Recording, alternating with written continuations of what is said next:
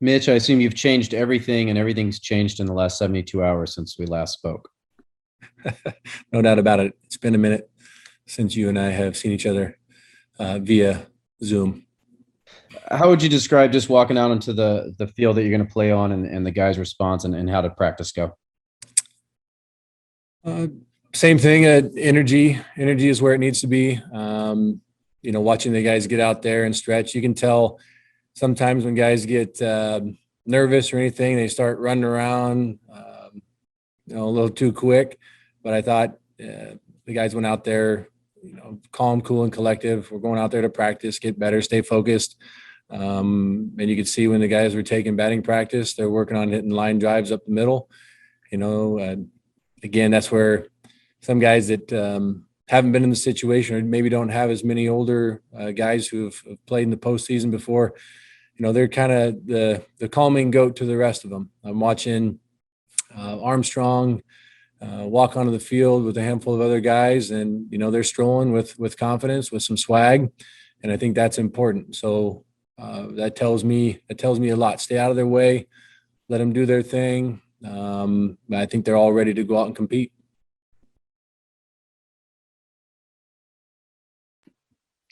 Hey, Mitch. I know you guys have had a few days to go over the scouting reports at this point. What's kind of your impression of Dominique Campbell? Just looking at him on film. Yeah, he's got a good fastball. He's 92, 95. Got a good bill. He's athletic. You can see he's got a lot of competitor in him as well. So, and he punches a lot of tickets. He has all year.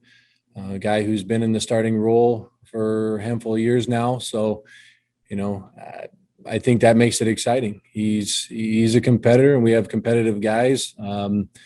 He's gone out and done some solid things all year, mixed pitches, but trusted his fastball, and he likes to throw that thing quite a bit. But also see, second time, third time through the order, he starts spinning it as well. So a guy who knows what he's doing out there. And for our guys, it's just going to be staying confident, staying balanced in the box, and being ready, on time for the fastball. But definitely a solid competitor. Coach, throughout the course of the season, you've mentioned how you're so confident in this group and that kind of next man up mentality that whoever is called upon can get the job done. Is there one player who's really impressed you or stood out to you in this last 2 months of the season in Pac-12 play? Every single one of them on the roster.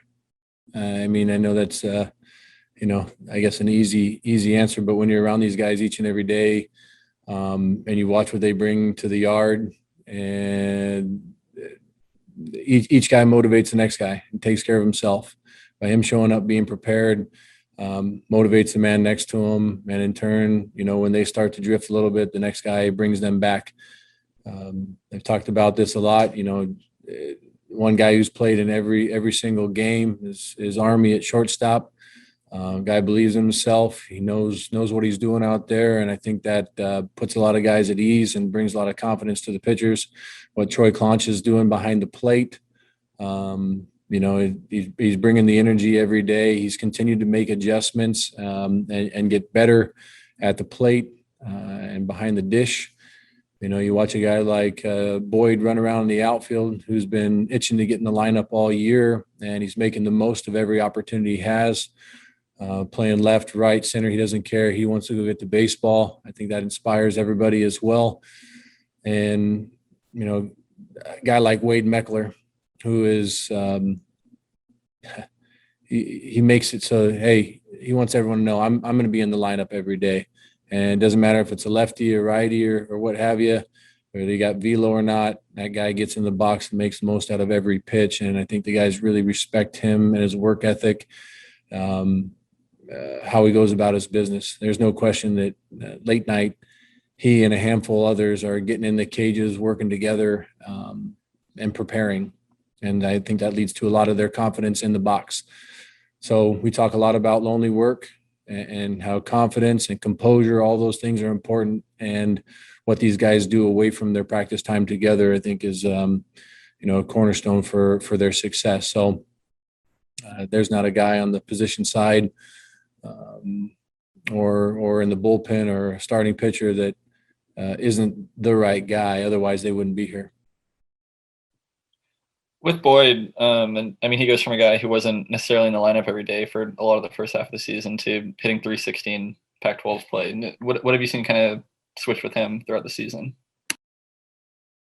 Just consistency. I mean, he showed up to the field and not being able to play. I mean, you look at him and Dernetti and Fuchs, how these guys make the most of their practice time, and day in and day out, it's a great feeling when you have guys knocking on your door saying, we love this guy, we want him out there, we love watching him play. And you can't help when a guy like Boyd's taking batting practice or, facing pitchers in our lives during the week, and he continues to barrel up baseball, stay balanced.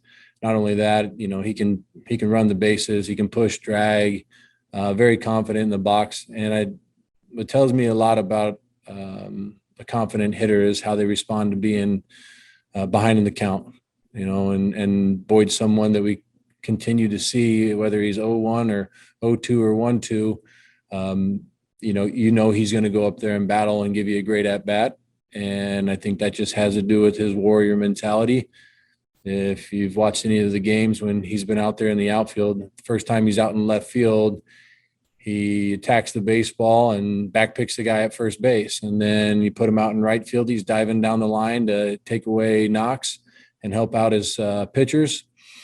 And, even seeing one ball at Stanford off the wall, for a guy who has not played outfield, to have the instincts to get it, barehanded, get it into the relay guy and let them do their job, I think that's a baseball player right there. So him showing up and having that hunger inside his belly, wanting to be out there and compete, has put him in a great position and has helped him be successful when he's on the mound, out in the field, going to work. So preparation leads to confidence, not only for oneself, but also for his brothers in the clubhouse and us as coaches to say, go out there and play.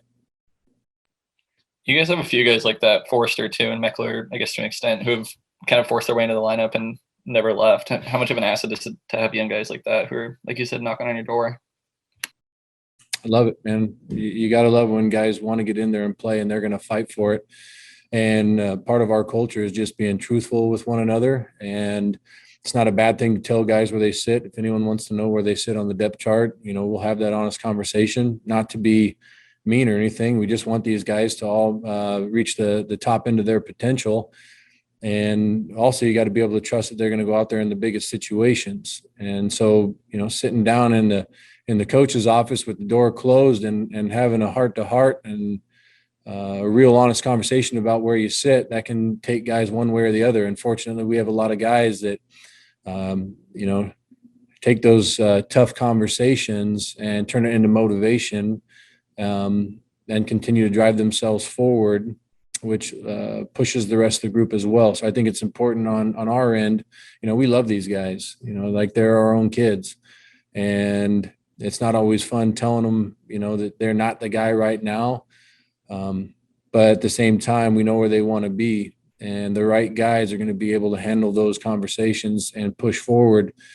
And, sometimes as a parent, I mean, my wife and I have a 6-year-old and an 8-year-old and still trying to figure out the parenting stuff as we go. But, it's when they fall down, you want them to be able to pick themselves back up. And I think, learning that as a kid as well, and having a lot of people around me that were very upfront and honest. I respected the heck out of them for always doing that.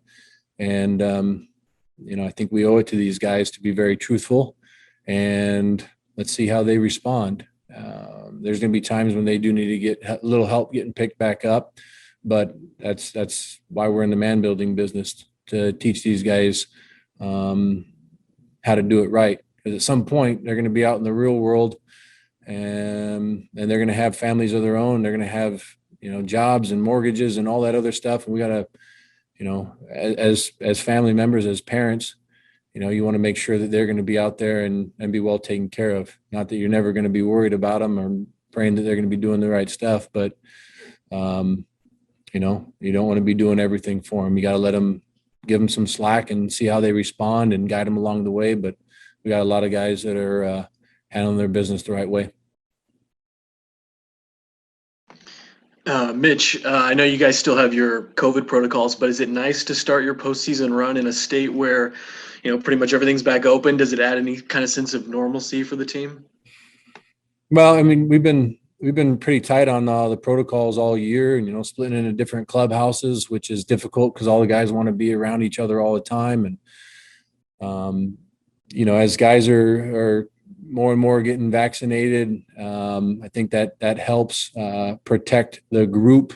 As we're here, we already did our first test. We tested before we left, tested today, and here in every other day, the guys that aren't vaccinated will be testing, following the protocols. So continuing to be smart with it, because what we really want is, do we want to get out there and compete? And we don't want to have any mishaps where someone has to miss any competition. So it follows some of our one of our pillars, doing the right thing.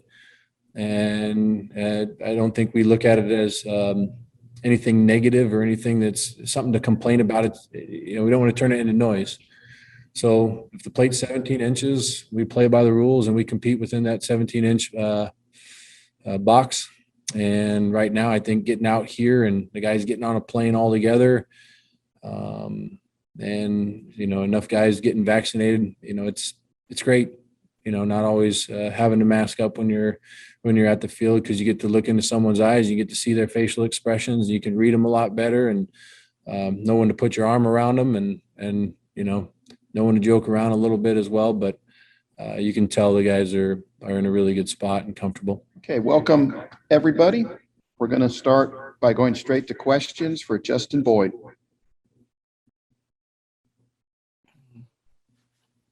Hey, Justin, I guess just to start, just kind of take us through what the last few days have been like. What was it like getting to Fort Worth and getting settled in and just kind of going through this whole experience? It's been pretty smooth sailing so far. I mean, we got on our flight and got straight here and went straight to the hotel, got our food, and then today just got straight to the ballpark and got to work and getting used to the weather. So it's been fun.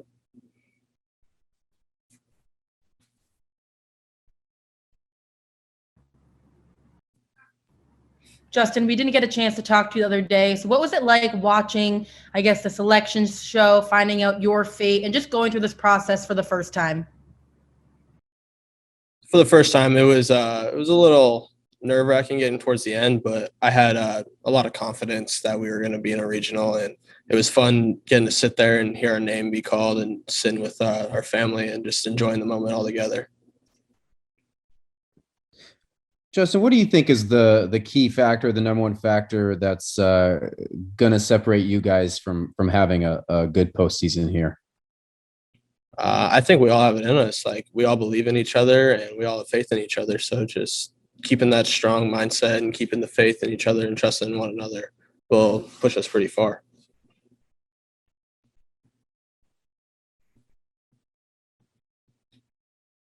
How would you describe the mindset of the team? Obviously not the finish to the season you wanted, but it still seems like you guys have plenty of confidence.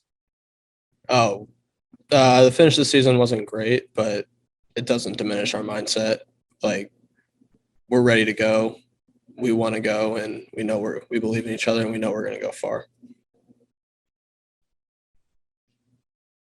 What are your early impressions of Dallas Baptist after scouting them a little?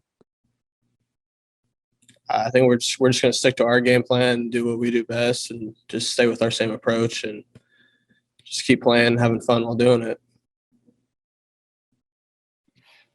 Justin, as you've gotten more bats and more run, kind of later in the season, what do you think has sort of clicked for you here in the back half of the Pac-12 schedule? Just getting time and then seeing pitching, getting to see live ABs during the week is what kept me confident and kept me focused even when I wasn't playing, and then just getting into the game and getting a little bit more of a feel for it and just having everyone having my back and trusting in me were the big factors in that. How difficult is it to keep that rhythm as a hitter when, like you said, you're not exactly getting those regular ABs? It's on and off. I mean, if you're not playing, you get to see live ABs during practice throughout the week. So you really never really lose the rhythm. It's just you don't get to see in-game pitching. That's the only difference. When it comes to getting the at-bats or the field time that you've gotten more recently, how have the older guys kind of helped you adjust, prepare, and feel confident? They've had my back since day one. They all knew that we have a role on this team, and I kind of jumped into a role late, but they all embraced it, and they all stay confident in me and have helped me through it significantly since moving to the outfield. Hey, Andy, so I mean, sort of the same thing I asked Justin. What was it like sort of getting settled in this week and just kind of landing in Texas and finding your guys' rhythm in the week leading up to the game? It was pretty cool, we get to come down here, kind of get our feet under us, and for me and probably some other guys, see Texas for the first time and kind of just take it all in and get our minds right going into tomorrow. What are your initial impressions of Texas? It's a little humid, but I expected that, Fort Worth seems to be a pretty cool place to go to school. So I don't know. I like it. I'm excited to play in this ballpark. It's pretty cool, and excited to get after it down here. How would you describe your emotions as you guys went through your workout there yesterday or today or whenever you did? We just went about business like we always do, living in the moment. You can sit back and take it in a little bit. I did for sure, me being a senior and stuff like that. But after that, you put your head down and go to work. No one wants to be done. So we got to continue to go about our business the same way. And it's now or never from here on out. So. Hey, Andy, how different is it? You mentioned Texas, but the fact that, that state is pretty much, wide open, especially compared to the protocols we have here in Oregon. Does that allow you and the guys to do other things that you wouldn't be able to do maybe in like a home series or something like that? Not really. We've got them out our protocol pretty much the same no matter where we go. We all realize that we're not down here to go out and do things like that. We're here to play baseball. So like we like to say, it's a business trip. So we maybe could go out and get a bite to eat or something like that. But then it's right back to the hotel and, getting the scouting report and stuff like that. So not much has changed as far as that goes. Andy, what's the testing protocol? Is it before every game or just before you get there or lead us through that? I'm not sure what we're going to do tomorrow, but I know today we tested beforehand, a couple hours before our practice. But I'm not sure how that's going to go. I don't know if it's every 2 days or every day. I'm not sure yet. Andy, I wanted to ask about Kevin and just kind of the impact of having him on the mound. I mean, I know you've been his teammate for years, but is there a different vibe when that guy's going out to start? Well, I feel like the ball isn't hit to me near as much when he's on the mound. So he likes to punch a lot of tickets. So we all got confidence in him. We've seen what he can do at his best, and we've seen him rebound from some bad outings as well. And that's just a testament to his character. He's going to come back and do everything in his power to win the ball game for you, or put the team in the best situation to win the ball game. So I'm glad to have him on our team. Andy, I think you guys have 10 guys who were on the roster in 18 and maybe 8 of you saw action in the regional 2 years ago. What does that experience do for this team, and how does it help you entering this?